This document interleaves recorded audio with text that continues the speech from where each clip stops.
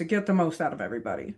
That may mean meeting them on their ground. That may mean talking to them about what they need to talk about. That may mean figuring out where they excel best. Now, it's a term that I use a lot in finance. Finance is still a little bit of a bros world, especially if you're in New York, or I'll have people that I'm on TV. Sometimes they want to prove that they're smarter than I am. Fine. But I have this moment where I realize that they're not actually trying to have a conversation with me. All they want me to say is, "Oh my God, that's a cool story, bro. hmm Oh my God, that's a." Our guest today on the Mental Toughness podcast, she is Chief Investment Officer and founding partner at G Squared Private Wealth, where she leads portfolio strategy, investment decision making for clients navigating complex markets. Her insights have been featured on CNBC, Bloomberg, Fox Business, where she's known for bringing clarity and perspective. Specializes in helping investors stay disciplined, focusing on long-term strategy. This is a conversation about composure under pressure, what it really takes to perform when it matters the most. Our guest today, I'm excited for this conversation, is Victoria Greene. Victoria, thank you so much for the time. Yeah, it's great to be here, Rob. I love starting off one of your passions about horses. Yeah. Let talk to us about the love for those beautiful animals. So I was totally a nerdy horse girl growing up, and I guess I never really quite grew out of that. But one of my favorite things is that being around horses really makes you have to be centered and focused on the moment. They sense everything. They sense your emotional well-being. You definitely can't be stressed out or not focusing when you're riding them because that's definitely a way to get dumped on your butt. Because they'll freak out if you're holding all this stress in and you're sitting on top of a horse. They start being like, "Oh, do you see a predator? Should I be worried?" Like you're worried about something. So it really helps you decompress. It really helps you stay focused. And there's nothing like the partnership of a good ride. I think almost all of us horse people out there can talk about just the joy of when you've had just a wonderful ride and the partnerships there and it just everything works and everything clicks. But honestly, one of my favorite moments is probably the quiet moment when you feed in the morning because for me, it hits all the senses and it's just so peaceful. And I'm gonna go a little bit deep dive here, but this is for all the other Please. horse girls and horse nerds out there. But in the morning for me, it hits all five senses, right? You walk in, you run the horses in, or you bring them in from the pasture,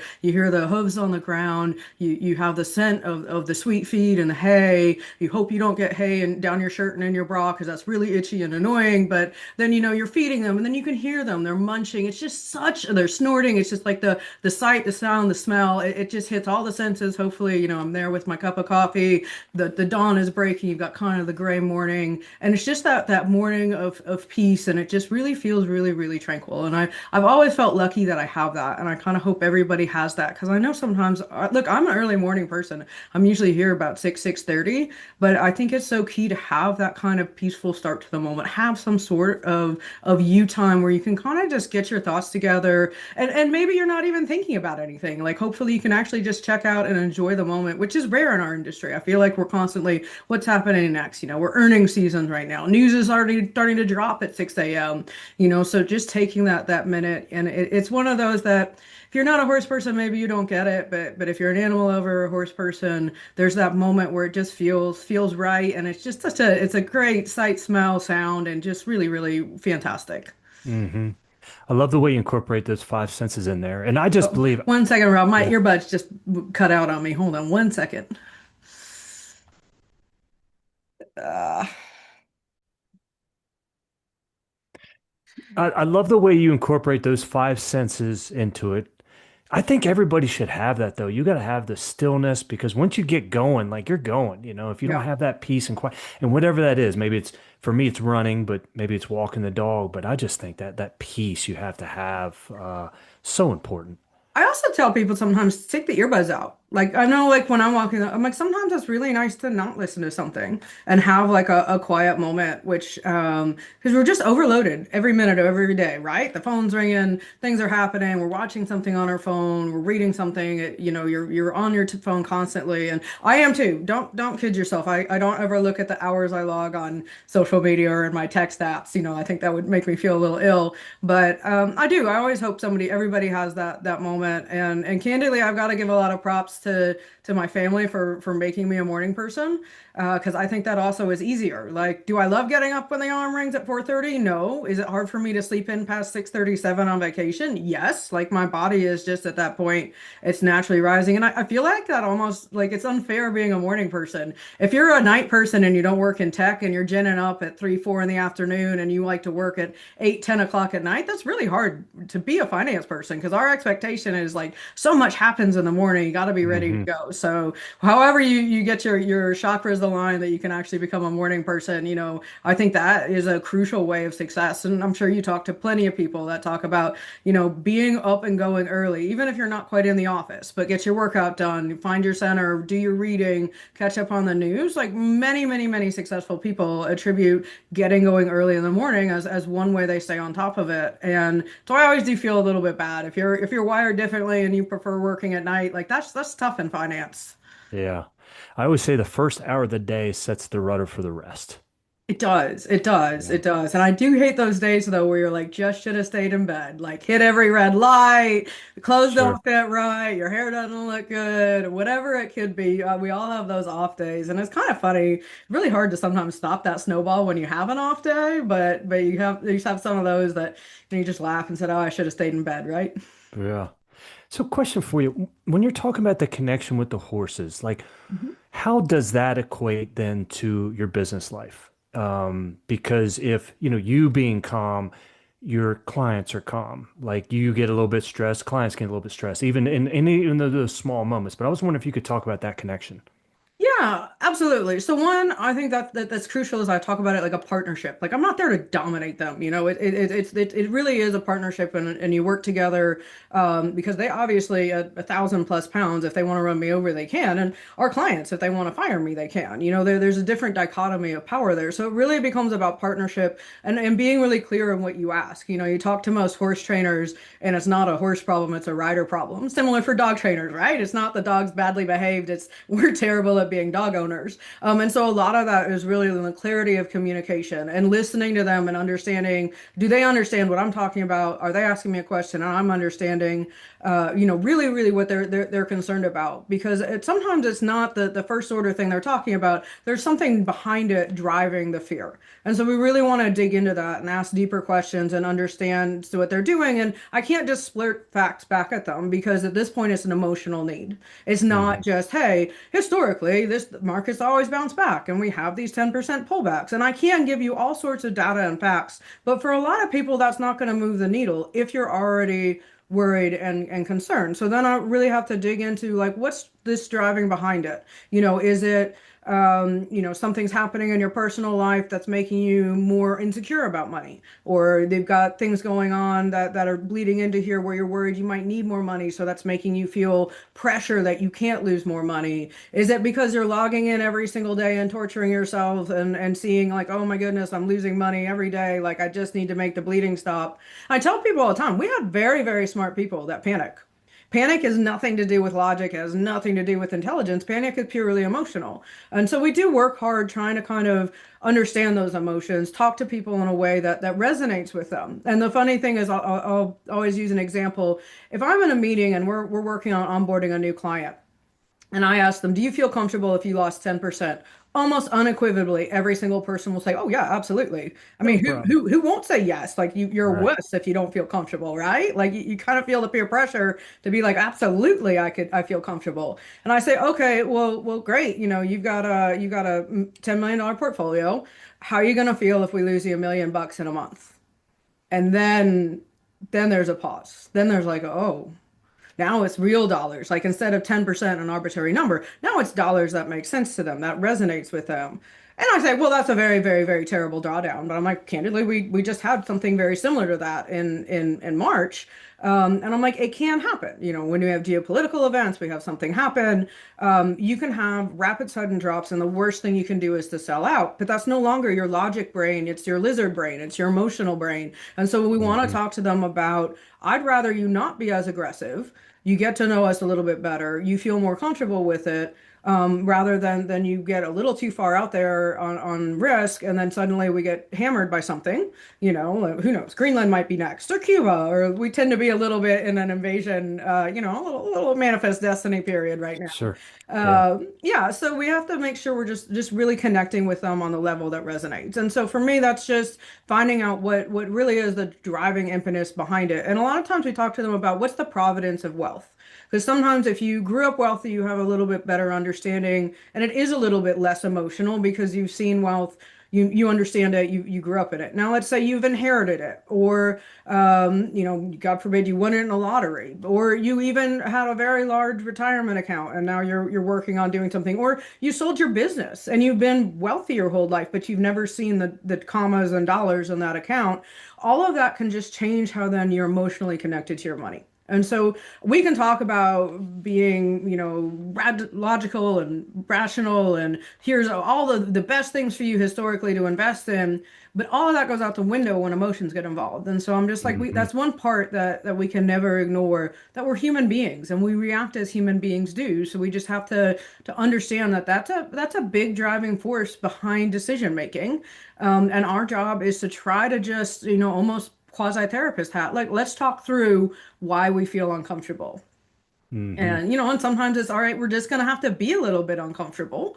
And the funny thing is, then when I call them back when it's rebounding and I'm like, all right, well, you were uncomfortable and maybe we need to trim back on risk, they're never interested. I just Yeah, have to of get them course. through the crisis period without the panic sell. It's such great, wow, so many great points in there. And throwing out the manifest destiny. Well done. Well done. That's probably the first time that's come up. That term has come up in one of the podcasts. So that was great. I always say, like, you can't outfact emotion, right? No amount of facts is going to outfact what somebody is feeling, right? Yeah. And you said that so well, and especially the providence of wealth.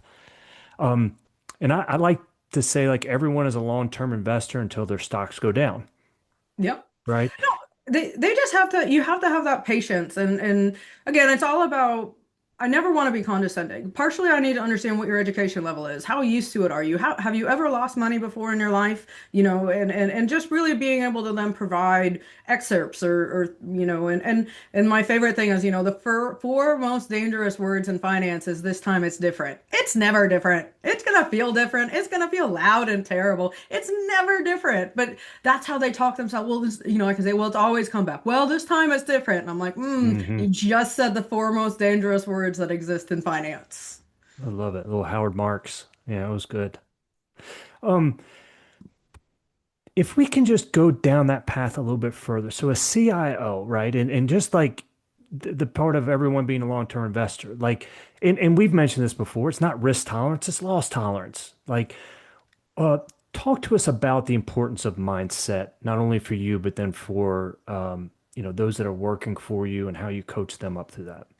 Yeah, absolutely. I think we've been in such a strong bull market. You got to go back and realize like these cycles aren't the same. And we had that period of time from 2000 to 2010 where it just got repeatedly kicked in the teeth, right? You had the tech bubble burst, you had '08 happen, you had a whole decade where people kind of just got just beaten up by the markets, like didn't make any money for a decade. But ever since then, candidly, we've been on this massive, massive bull run, secular bull run. And so it's almost made us extremely complacent as investors. It's difficult, but then when we can show the compounding charts, we can show the importance of staying invested. We did a lot of work on wars and crisis because I think what we're fighting now is a different war. We're fighting, and that's not like a physical war, it's an emotional Hmm. war. Long term for some people is like a month now. Like long term doesn't mean a decade for people anymore. Sometimes long term is just this like a trading and gambling philosophy that has integrated it, especially in the younger generations. And so what we really try to talk about is like, yeah, back out that chart, talk about compounding, the power of compounding in a tax exempt or tax deferred account is massive, especially for young investors. And we really just try to put context behind it. The probability of you losing money over 10 years being invested in the S&P 500 is like less than 10%. Now, the probability of losing money in the S&P 500 on a monthly basis is like 60/40. It's a coin toss. Depends on what's happening in the world. Hmm. And so I really try to then, I do try to like hit him with some facts that some of this is we're in this beautiful secular bull market that just staying around has made you a lot of money. That does make my job a little bit easier because I can point to in the last 5 years multiple events that have gone wrong that the market has very, very quickly recovered from. So from COVID to the 2022 bear to the tariff tantrum to the Iran war, and I always talk about if you just unilaterally wrote everything that's happened the last 5 years and then asked somebody and said, what do you think the stock market has done during this period? I would say they'd be like, oh my God, it's terrible. We're in some sort of bear market, like Great Depression, like there's no way. And so I'm like, you have to realize like politics matters much less to investments than it does to us personally. Where we are in an economic cycle, what's happening with rates, where we are in a profit cycle, an earnings cycle, all of those huge macro drivers remain intact. And so a lot of it is just trying to convince them not to log in. It's not a day-to-day thing.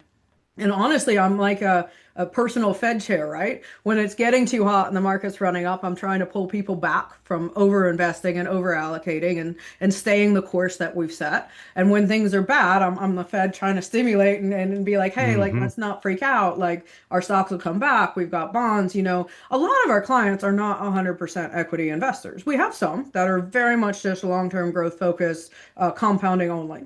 A lot of people, especially if you have their entire portfolio, you are balanced somehow. And so we talk about that and we say, all right, worst case scenario, your burn rate's, 150K a year. We've got 2 million in bonds. We could wait. We can wait 3 or 4 years before we ever had to touch a stock. And so a lot of it just is really trying to, again, meet them on their ground. And I think there's a way of doing that. It's not condescending. It takes work, it takes emotional energy on our part, and it takes really trying to spend that time to get to know them of what are your primary drivers. Like blast emails are great. We've got newsletters, we've got lists, but sometimes there's a lot to be said for the one-on-one interaction, the picking up the phone, making sure they feel heard and valued, making sure they feel that you really are taking the time to look at what they're doing, how they're allocated, how is this still appropriate for them. And then that really helps. Like I'm like, hey, look, you pay me to worry for you. Like I got it. I Hmm. worry plenty. Like I got that anxiety thing down pat. But, so in that regards, then you don't have to worry about it because if I was really worried, I'm going to come to you. But that Hmm. takes that trust and that bond. And that's why, we're hitting this day and age of AI. That trust and bond thing is hugely powerful because they understand, I know them, I know their family, we've met with them. I'm going to pick up the phone if they need something and I'm going to be here for them, even if it's just to kind of let them get it out of their system and rant. Like, I want you to do that before it builds up to the point that you've already convinced yourself your only thing out there is to sell. Hmm. Great customer service and advice. It's the byproduct then becomes revenue. Yeah, that's awesome. Well said.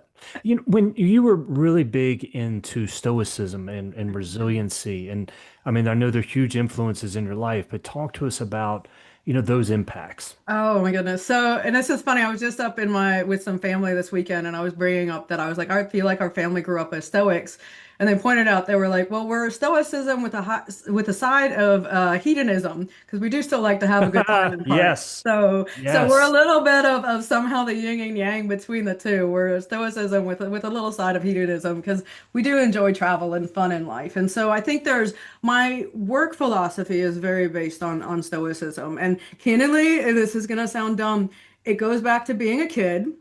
My dad and I, we used to read the comics every day and we loved Calvin and Hobbes. And the Okay. dad in Calvin and Hobbes always had this catchphrase of like, being miserable builds character. And that became like a catchphrase in our family. And then it grew into like getting there is all the fun you deserve, because obviously road trips with the family are sometimes, a little hit or miss how that goes.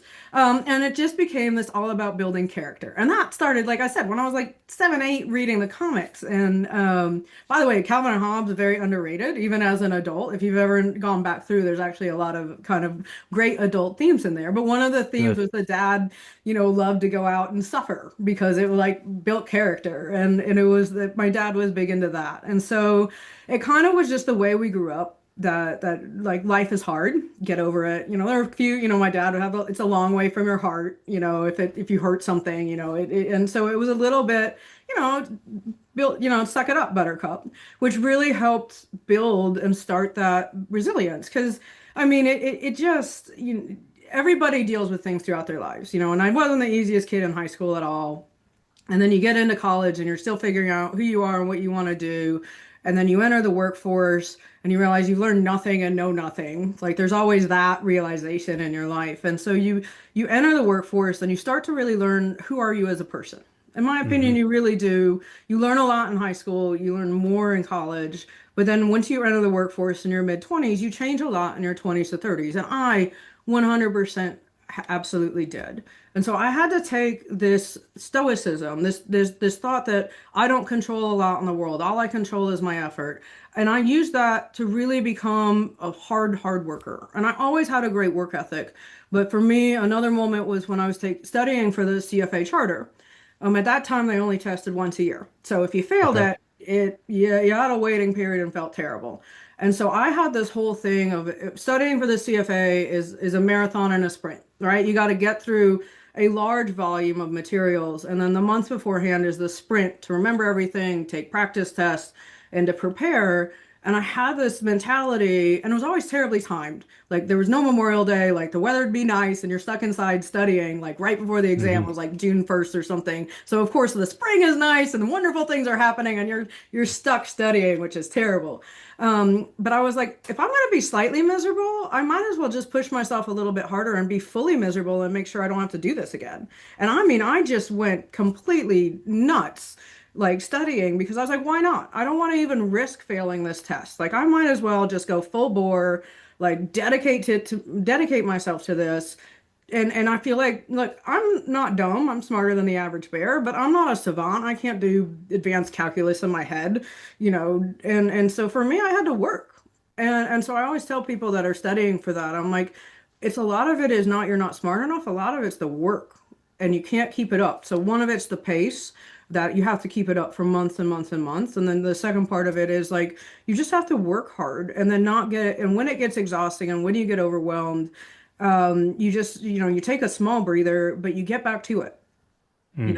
and so all through that, then it was just this, I can outwork anybody. And that's always been my philosophy. And that's why I get to the office at 6:30 of like, partially I have a lot to do now, but partially it was always like, I can build better habits. And I think that's one thing, especially young people don't realize you're building habits, but you can build and define your habits as your career progresses. And so just because maybe you start off and you're not a morning person, that doesn't mean you can't retrain yourself into getting up and doing things earlier. We all talk Hmm. about the people at the gym, and I'm like, I don't care if they're walking on the treadmill. If you're at the gym at 4:35 and you're moving, you're doing better than 90% of the population. Like sometimes it's that effort. And that one, and I know I'm kind of going off a stoicism thing here, and No, I you're can go great. much Yeah. deeper into that. But basically, stoicism's like it's gonna suck, just get over it. Like it's gonna be terrible. Things are gonna happen in your life you don't control, and you just need to push through it. And so I've always just thought that was just a really great philosophy and a way to live your life. And it's a way to accept personal responsibility. It's a way to accept that you don't control things. And it's phenomenal for investing and finance because there's so much we don't control. There absolutely is Hmm. not. But the one thing I did have to learn to let go of a little bit is perfectionism. And God, that drives me insane still. But I did. So I understand I don't control things. But at the same point, I want everything to go perfectly every single time. And you're never going to have that happen. And that's where the resilience comes in. I'm never going to get it 100% right. I'm never going to get every single stock call right, every economic call. I'm not going to resonate with the clients. You're going to lose clients. You're going to lose pitches. You're going to have months you underperform. You may even have a year you underperform. Hmm. We get things wrong all the time. And it's that resiliency and that mental toughness that, hey, I have to keep going. This isn't working out the way I want it to, but I have to keep going. I have to understand maybe why. But just because I got something wrong doesn't mean I just get to crumble and feel bad about it. And I think that is so underestimated. And I talk to a lot of high school and college kids, and I'm big, passionate about giving back, especially pushing women to produce, I want them to produce, pursue STEM. I want them to pursue finance. And I tell them, I'm like, you're just going to have to get over that you're going to be wrong. Like you've probably been smart and brilliant, and maybe you're a 4.0 and you've never gotten anything wrong in your life. But if you don't get things wrong, you're not pushing yourself. And you are Hmm. going to get things wrong when you enter this workforce. And I get worried sometimes, like if you're not used to failure, how are you going to respond when you fail in life? And I'm like, Right. failure is so underrated. It is necessary. It's that building block. And I'm like, you talk to any successful person, they almost always focus on picking themselves back up again after they failed. And so all of that to me builds this, the whole like feeds into my stoicism. It's the resiliency. It's this acceptance that things might be tough. It's the acceptance that failure is a part of life and I can't be perfect. And that's honestly something I still work on every day. Like I wish to God I could ever hit that perfection standard. But there's part of me that's had to realize, okay, I'm never gonna hit it. It's a great thing to strive for. I just Right. maybe are never gonna hit it, but that's okay. I'm not going for perfect. And that was the last thing, and I know I'm rambling here again, and I apologize for that. But I used to be like, if it's not perfect, I'm not going to do it, right? If I don't have an hour to go work out, I'm not going to do it. And I've realized I'm like, 15-minute walk is better than no walk. 30-minute workout, better than no walk. And so I've had to learn that black and white perfectionism, like while it had some great qualities for me on striving for excellence, it's also not the way the world works. Like sometimes we're just going for better than what we were before, and it's not Hmm. perfect. But and you see people bargain that all the time. Well, I had one cookie, so my diet was blown, so I went to McDonald's, or I only had 57 minutes, so I couldn't get a full workout in. So I'm just not going to go to the gym. And we use it almost as this bargaining. If I can't have it perfect, then it's out the window. And I'm like, I've had to learn to accept that it's all right. Like it may not be perfect, but better than what you had. So like I said, Yeah. if you're at the gym walking at 5 a.m., is that the best workout? Maybe not, but you're still doing something most other people aren't. You're out of bed, you're moving. Like give yourself some props for that. Hmm. Victoria, like delving just a little bit further on that perfectionism and then working with perfectionists, like the striving for perfection is always great. All those qualities are great. It's just like the acceptance of it or when we're not perfect or judging ourselves, like because we're the hanging judge, right? Like off with her head, man. Like Yeah. we're our own harshest critic when it comes to that. I wanted to kind of parlay that into you do an awesome job on your segments on CNBC. Share with us, like, what does your mindset have to be? Because you need to put yourself out there when it comes to it and not hedging the bet, so to speak. But like, what does your mindset need to be when you're just on like the CNBC when you're doing those segments? Sure. So they're always live, so that's a little intimidating. One, I prepare. I have a preparation that, okay, here's the time period. The worst part is if your preparation gets squeezed, and I think almost every athlete will tell you that. Like I have a routine that I like to go through, and when your routine gets whatever reason you can't routine, you have to just have that, again, mental fortitude, mental toughness to be like, all right, it's still gonna be okay. Like I didn't quite go through everything. I work on my notes hard. Like I research well. Like I want to be prepared. These are not off the cuff remarks. Like it's a Right. serious job for me. And I've learned a couple tools that if I get stuck, and I'm fine to be a little self-depreciating on air. I'll be like, oh, that's a question for somebody smarter than me, or some way to deflect a little bit. But a lot of times I've also just it's that mental mindset that number one, you do pump yourself up a little bit. And everybody has their pump up, everybody has their pregame routine. But for me, it's, I'm like, I've got this, here are the things I focus on. But I actually spend more time being like, get out of your own head because like I'm like I know I talk too fast sometimes, but if I focus on that too much, then it's like your whole world crumbles because you're focusing on a fault, right? So I'm more Right. like Right. I try to be a very positive, I'm old school, like I learn more like you'll see these hand scribbled notes that mean nothing to anybody else, but they're key points for me, because I like to be able to give real facts and figures and not just broad-based, assumptions. So one of it's like that confidence, I'm doing the legwork. Two of it is I do pump myself up. I think a lot of people get worried or nervous about going on stage or speaking at a conference, and they start to nitpick themselves, like, okay, don't do this and don't do that and da da da da. And I'm like, that's the worst way to prepare. You shouldn't Absolutely. sit there.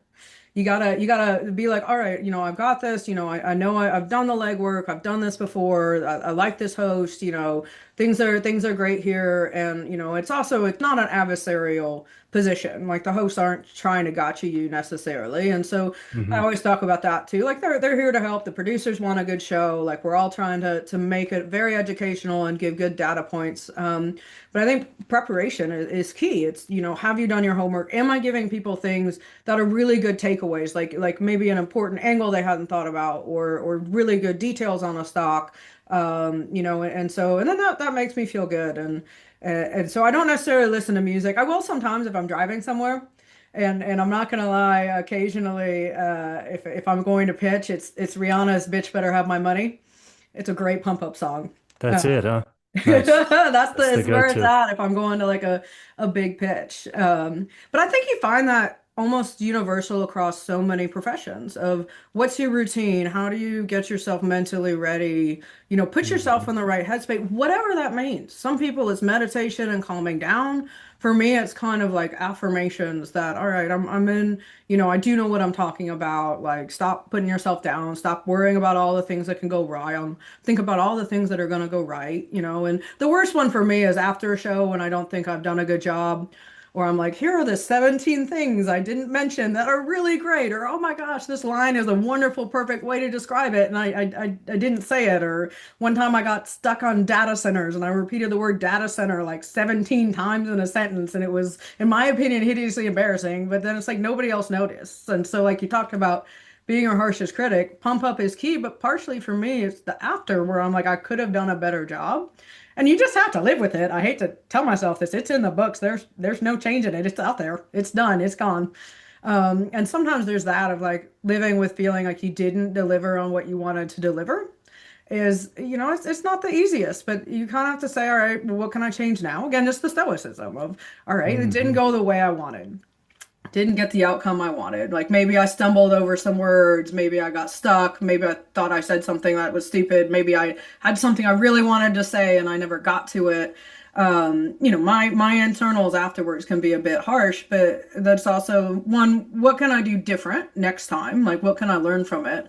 And if I can't learn anything from it, sometimes I'm like, all right, I'll give myself and I read this somewhere, like give yourself a period of time to grieve. Like be like, Sure. all right, I'm upset about this. Let me be a little upset because it didn't go great and people saw it live on TV and there's going to be a video of it. So it didn't go great. Like that's not a good feeling. So I'm like, all right, I can feel a little bad about this. But like I've literally had and it was a athlete somewhere that was talking about it of like set a timer, allow yourself to grieve for it. And then when the timer's done, like you're done with it and you move on. And it's like, yeah, and again, that's the resilience part of it. It doesn't always go our way. We don't always have the perfect, for me, I don't always have the perfect show. There's definitely things I wish I could do different sometimes, but what do you do when it's done? Like you Hmm. say, what can I do different? What could I learn? How do I get better? Absolutely. We always talk about winning hard for 30, losing hard for 30. So wearing that for 30 minutes and then you got to be able to move on from that. You Would can't. One of the things I wanted to talk with you, Victoria, is, we always talk about these hinge moments, so these moments, events, people that really make all the difference in our life. Sometimes they're painful as well. We're talking about the learning experience or even failure. But one of your hinge moments came when you're actually leadership and you had that moment where you were like, oh my God, I'm that person. Oh my goodness, yeah. No, and it's gonna sound like such a small moment, but it was like foundational and pivotal Yeah. for me. So we had just brought on a new team member, and this was kind of the first time I was like a senior to someone. And again, I am a pretty hard charger. I'm pretty, I'm smart. I'm with it. I want to get things done. I have that standard. Um, and he was a little bit more of like a relationship guy. So there was a difference on, I'm the person who wants to get things done. I'm a good worker bee. Like I pride myself on getting things done. And he was more a different personality. So one, I missed on that. So I'd asked him to do a task. And I knew immediately when he came back to me, like in a couple hours, that it wasn't done right because I have done that task before and it was not an easy task. It was like review our top 20 clients, pull certain statistics. And at the time, it was a little more analog. So it was a very data job. But it was one that was like, I have to do this. You're kind of the new guy. It's your turn to do this, right? And I went to him and he was sitting out in the bullpen and I reamed him out in front of people. And I even said, and verbatim, and I was like, look at me when I'm talking to you. And I was furious because I thought I was right, right? I was like, I'm supposed to be teaching and leading. You failed on a task. My job's to let you know you didn't meet our standard. You failed. And I had a senior advisor pull me aside and he's like, man, I would never want to work with you.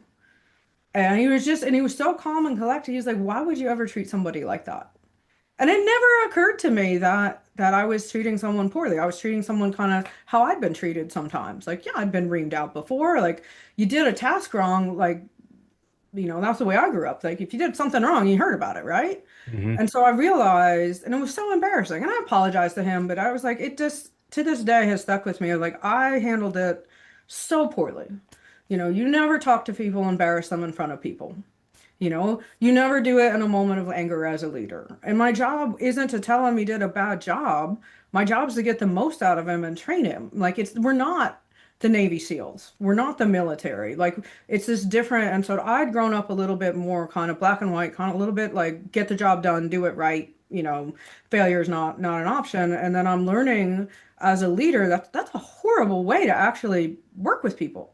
You make them feel bad. You're not actually getting the most out of them. Sometimes you make them work worse because then they're afraid of you. And so it really made me change the way I lead people and interact with them and really consider what is my job. My job as a leader isn't to, shout and tell people how crappy they are at their job and how much better I could have done it.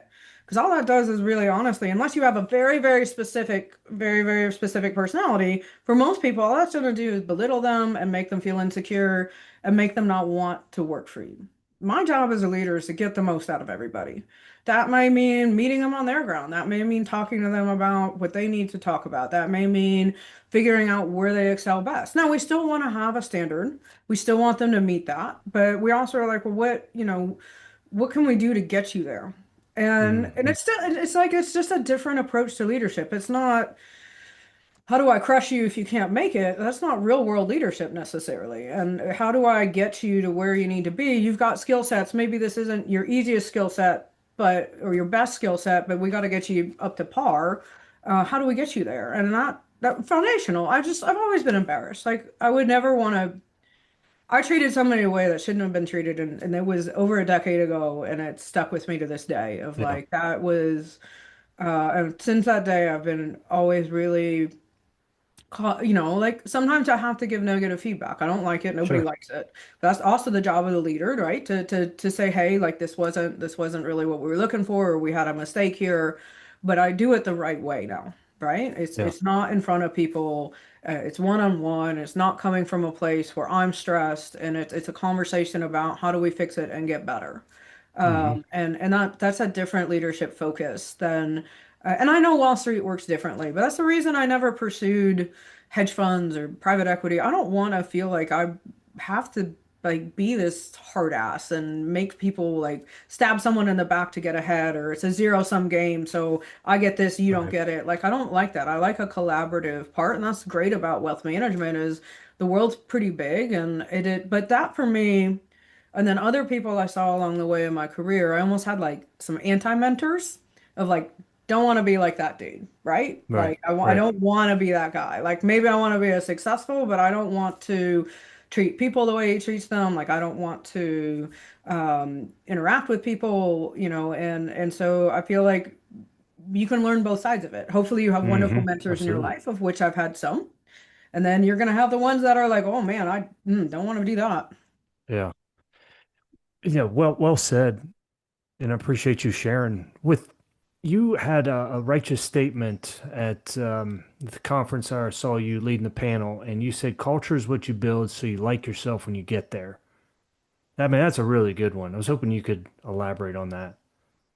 Yeah, no, I'm very proud of our culture at T Squared. And we have a wonderful office. Like we've been to each other's weddings. We sometimes hang out on the weekends. Like we're gonna take everybody to the Argentina Honduras soccer game here in Texas coming up.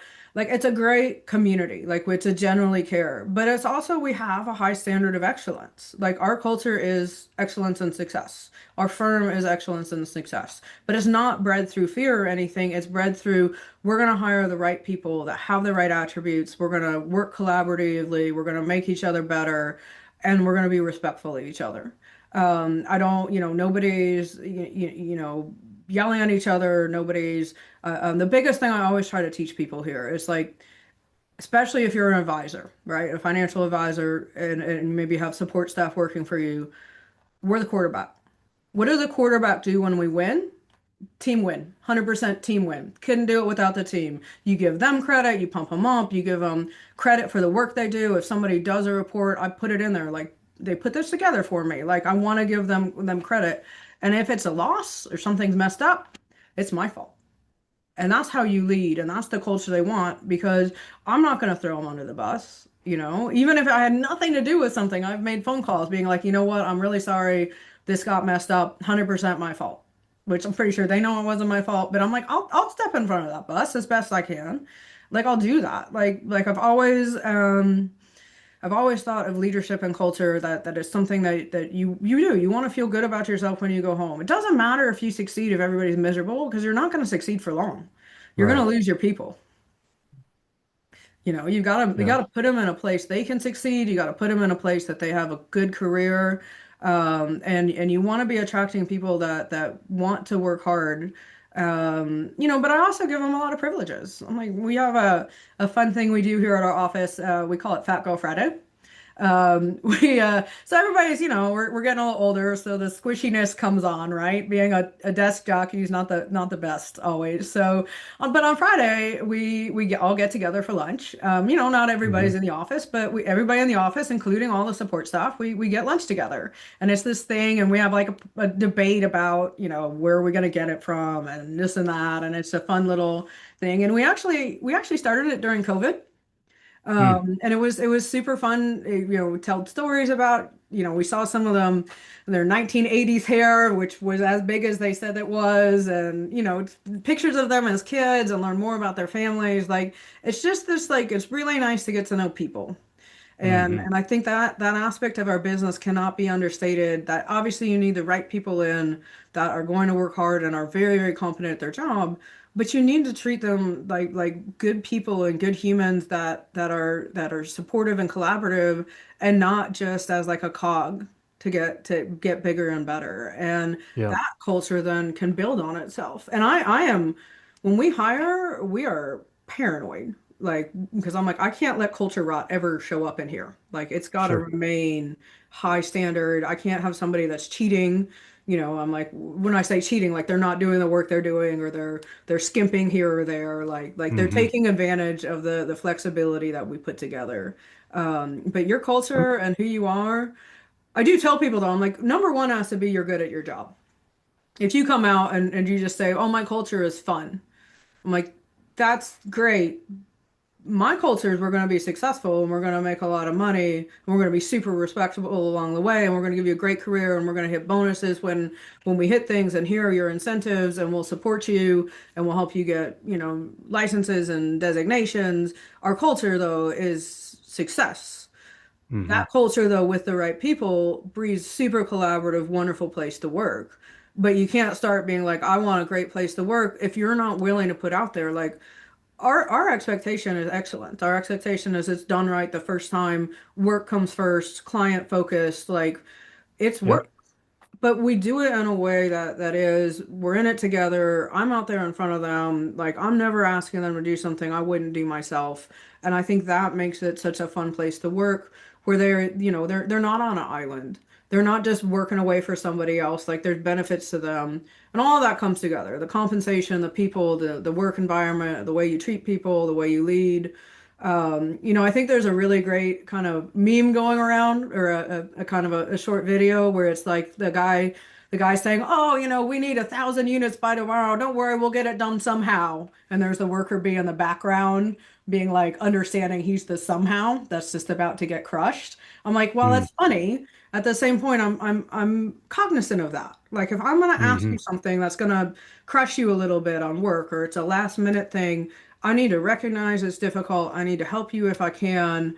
And I not just be that boss that's like, oh, we'll get it done somehow. And then all the people behind him are like, do you understand how much work this is?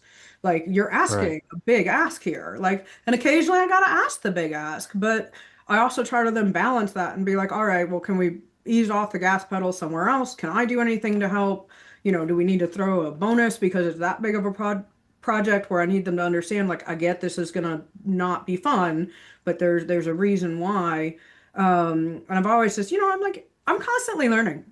I know that's a stupid meme or anything to learn from, but I'm like, you don't want to be that boss. You don't want to have that company where the people down the line just feel absolutely, it runs downhill to them and they know it. Like, that's not a great thing. Right.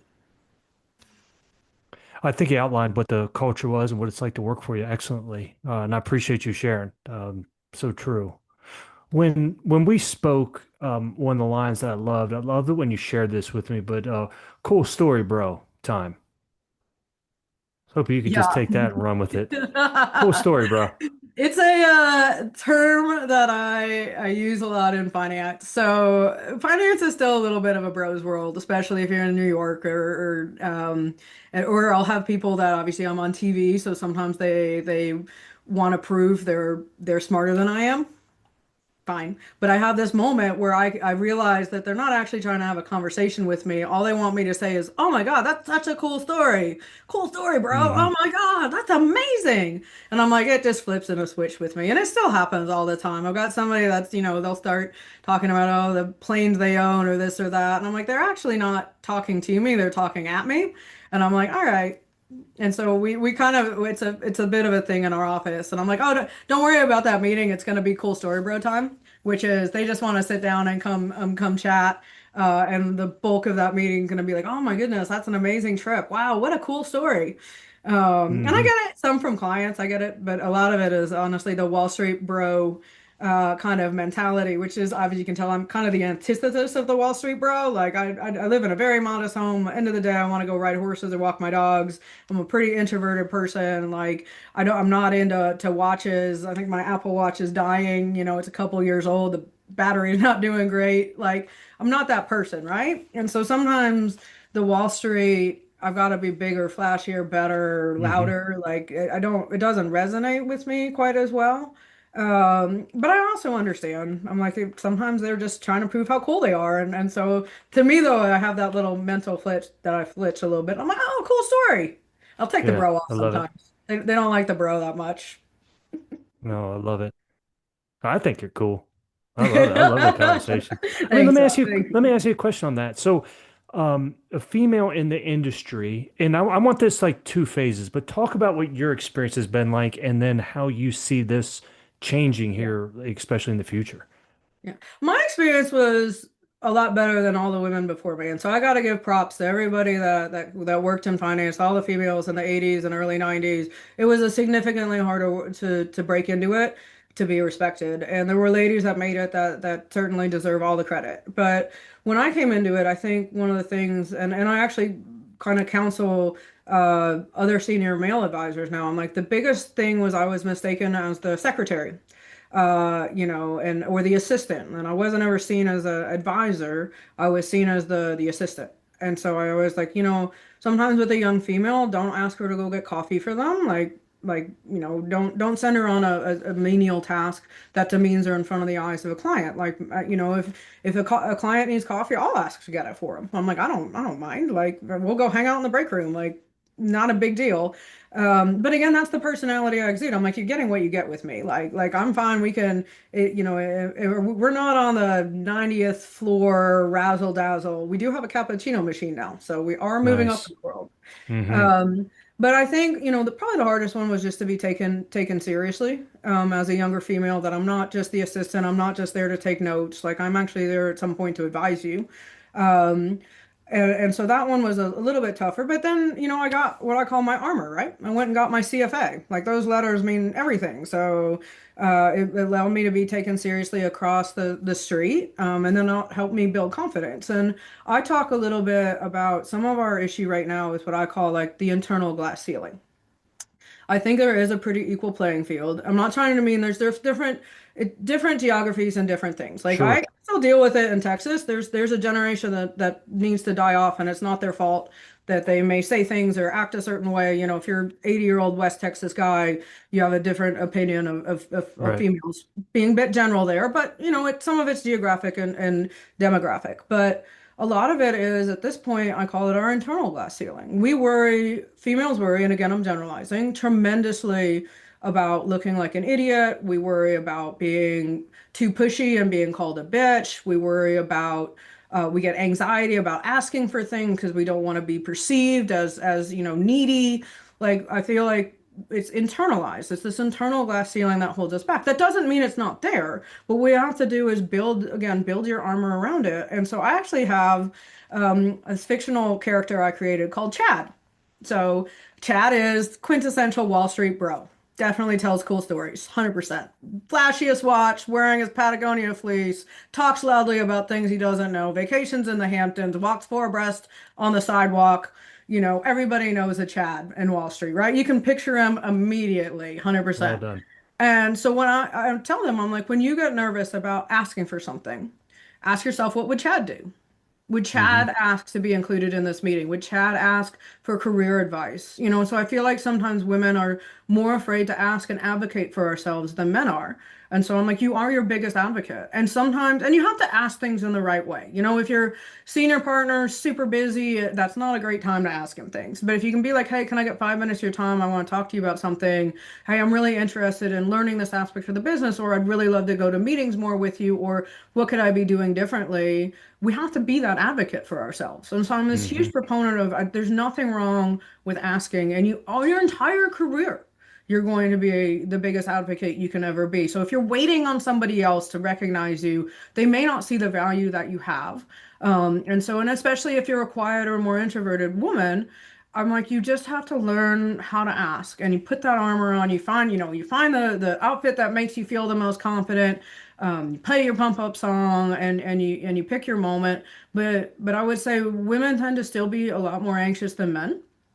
And we aren't always the best at asking for things and putting ourselves out there. And I'm like, I ask for stuff all the time that I don't get. I ask for business I don't get. I'll ask for, oh, I don't want to just be at your conference. I want to be the keynote. And I'm okay, no, not quite yet. But, or things like that. But I'm like, why not ask? No, no is Hmm. not the worst word in the world. And I feel like women do still really fear rejection a little bit harder. We take it a little bit harder. And we just have to be understanding of that. And like I said, and then just courage isn't that you're not scared. Courage is you do the thing anyway, even if you are scared, and put in that Right. courage and go for it. And I'm always like, there's a fine line, and this is, I think, our entire industry. There are fine lines. There's conviction and stupidity in a stock. Am I right and the market's wrong, or am I being stupid and I'm missing what the market's seeing, right? You can have conviction and stupidity. You have confidence and ego. Am I just a confident person, or am I an egotistical jerk, Or on the other side, you have, am I a humble person, or am I insecure? And I can't make a decision. And there's so many fine lines between what is maybe the right path and what is not. And we just have to be that internal judge, and sometimes push ourselves towards it, and question if is this do I have a high conviction that just hasn't worked out yet, or am I wrong? And have that Hmm. that mental fortitude to ask those questions. Should I ask for this? Is this the right time? Why am I not, moving forward? Why is this not happening for me? And I think again, we worry a lot about being a little egotistical. Nobody wants to be that Chad. No female really wants to be that person. Not a lot of them anyway. But I'm like, everything to me is that fine line. Like humility is great. Humility is terrible if it's indecision and insecurity, and Sure. you can't move yourself forward emotionally. Hmm. But you're dropping so many mental game bombs, right? I mean, everyone you're saying about it, we got to be a little bit, and I believe that, right? You Yeah. just have to be a little bit braver than scared. That's it, just a little bit more. Because Yep. everyone's scared, everyone gets nervous, everyone gets excited about it, but it's just you just need to be a little bit more courageous. Yeah. And then the Chad, like the alter ego that you have to develop. I believe that. And that's so well done. So well done. I love Yeah. it. I can tell why you're such good at your job and you do. Victoria, what question should I be asking that I just haven't asked in this interview? I think one of the things that we talk about is how did I get to where I am today? And Mm. I joke about it that I got to where I am because I cleaned horse poop really, really well. So my first year in college, I needed a job, and I knew a guy that knew a guy, and I was just farm labor. I built fence. I mean, I can't do it anymore. I've like lost all my skill sets, but I'd mow, build fence, exercise horses, and a lot of deal with horses is you clean the stalls, you keep them happy, healthy, and it's not glamorous, but I enjoyed the work and I did it really, really well. And the guy that I started working for, we've worked now together almost 25 years, and he's my business partner here. And I'm like, I got to where I am because I did a menial job extremely well. And I was like, I was unhappy with the condition of the barn. It wasn't bad, but I'm like, I don't want to just sweep the alleys. I'm going to hose them out so it's pristine. I'm like, we got to repaint every now and then. I love things being perfect and look the right way and be the right way. And he knew if I was asked to go, take him out for and lope him for 20 minutes, I'm not the one that's gonna go walk for 10 minutes and come back. I'm gonna go and I'm gonna do what he asked me to do.